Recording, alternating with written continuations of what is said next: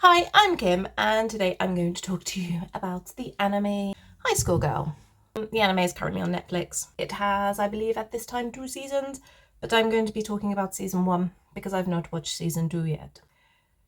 The demographic for this anime is very much my age group, so in your 30s, people who grew up in the 90s, you will love it.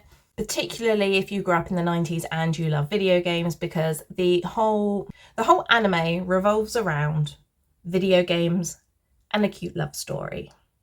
So if you grew up in the 90s and you loved video games, you are absolutely going to love this anime probably. So it's very coming of age, slice of lifey. Boy, we have a girl, and we have video games and the arcades. Haru, who is an academic, very good at sports, but loves video games. And then we have Akira, who comes from a rich family and is completely opposite in every way with regards to home life from Haru.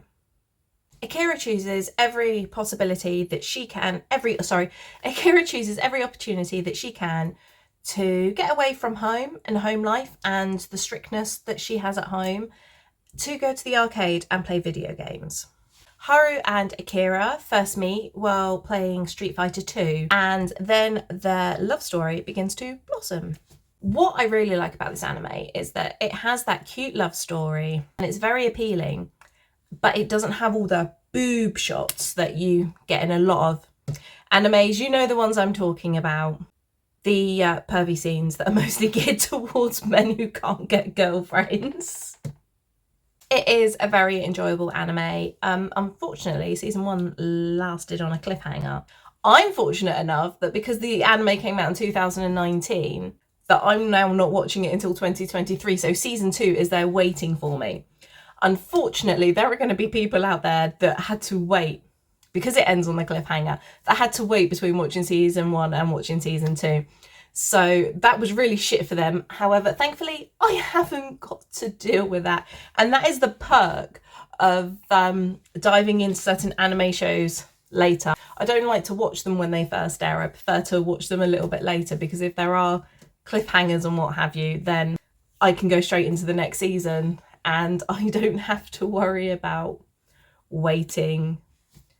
Oh, I'm so glad I don't watch those ones where on Crunchyroll where I only watch a full season if it's there. I can't be doing with waiting next week for the next episode.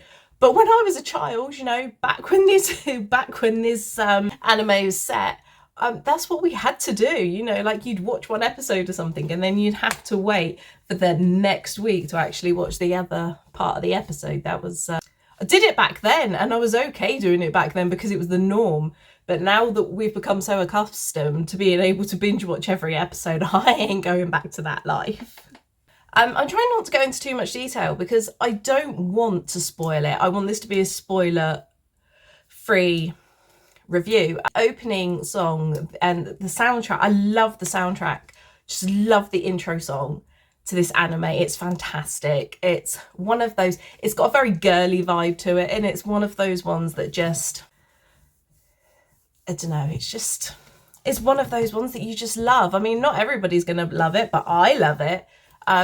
Even my son, who hasn't actually sat and watched the anime with me, now walks in the room, and if the song's on, because I've been like watching it, and he's sort of humming along and singing along to it. So he doesn't even watch the anime, and he even recognises the song when he hears it. So the soundtrack is really good.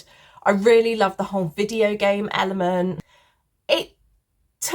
There was a point sort of halfway through season 1 where I felt like the personal storyline, not the video game aspect, that was what kept me occupied. But the actual love plot storyline, I found that there was a little dip between the flow of it about halfway through the season. But the video game aspect of it kept me persevering with it. So I did overall enjoy it because we got out of that little dip, and now we're sailing along again, and hopefully sailing along to season 2, and I'm going to enjoy season 2 just as much. So rating, I would give this anime a 7 out of 10. And the only reason I'm not giving it an 8 out of 10 is because there was that dip in the middle. If that dip hadn't have been there, it would have been a nice firm 8.